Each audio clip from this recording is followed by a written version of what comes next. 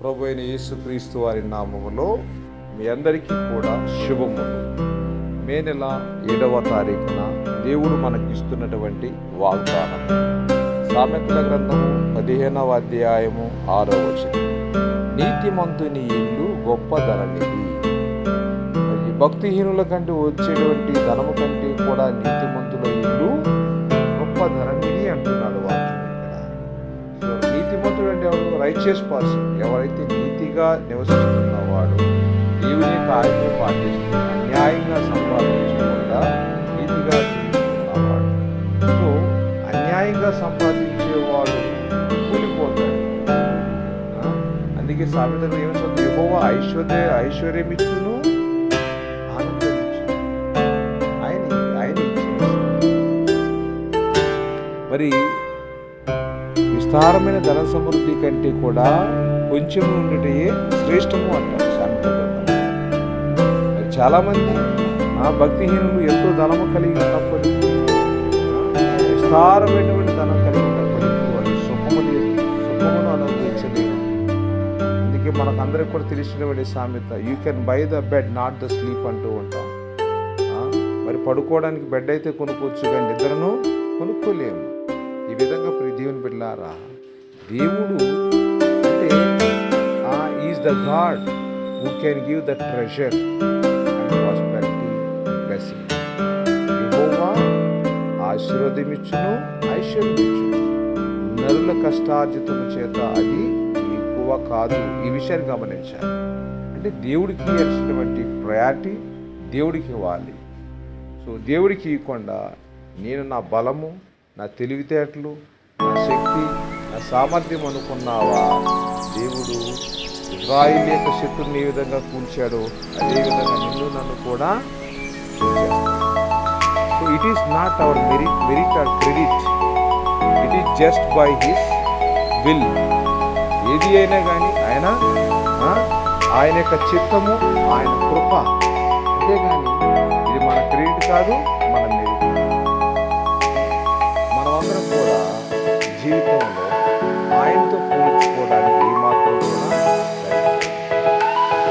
మరి పేదవాళ్ళు కొంచెము ఉన్నా కానీ వాళ్ళు సమృద్ధిగా, సంతోషంగా, ఆనందంగా జీవిస్తారు.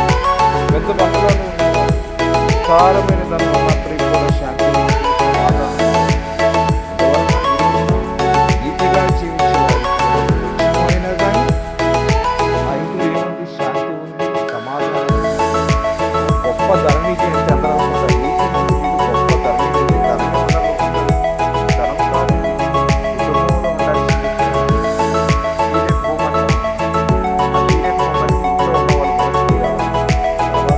బయట దాన్ని అర్థం చేసుకుంటారు. సో ఇక్కడ ప్రభువు నీకు ఇచ్చినటువంటి గొప్ప ధననిధి ఏంటంటే సమాధానము, శాంతి, ప్రేమ, సాత్వికం.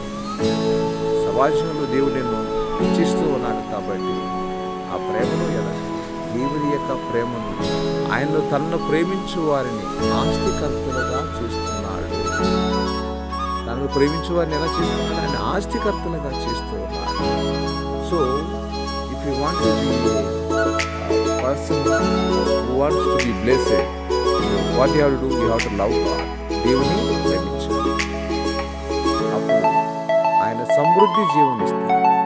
అబండెంట్ లైఫ్ అంటే సమృద్ధి జీవంలోకి మనం ప్రవేశించాలంటే ఆయనతో ఉండాలి.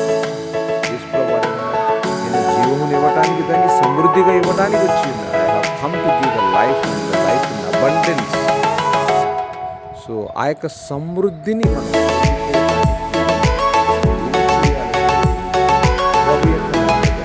నా గొర్రెలు నా మాటలు, నాకు కాని గొర్రెలు కూడా ఏం చేస్తున్నాయి? నా గొర్రెల్ని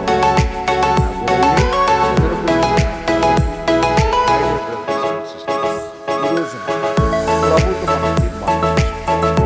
నేను ఆశీర్వదించబడాలి, నా కుటుంబంలో మరి గొప్ప సంతోషం ఉండాలి, సమాధానం ఉండాలి అని మనం నీతిగా జీవిస్తున్నాం. ఎందుకు నా ఇంట్లో సమాధానం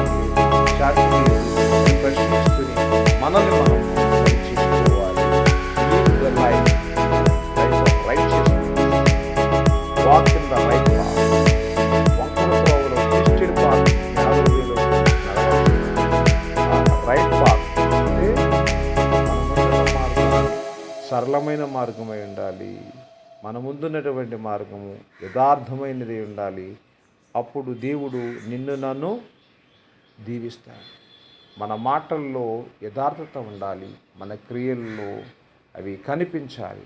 అప్పుడు దేవుడు నిన్ను నీతిమంతునిగా ఎంచి నీ ఇంటిని, నీ ఇంటి వారును, నీకు కలిగిన సమస్తమును దేవుడు ఆశీర్వదిస్తూ ఉన్నాడు. God bless you. దేవుని విశ్వాసముంచు, నమ్మకముంచు. నీవును నీ ఇంటి వారును రక్షించబడుదురు. దేవుడి అట్టి కృప మీ అందరికీ దయచేయునుగాక. Amen. Amen. God bless you.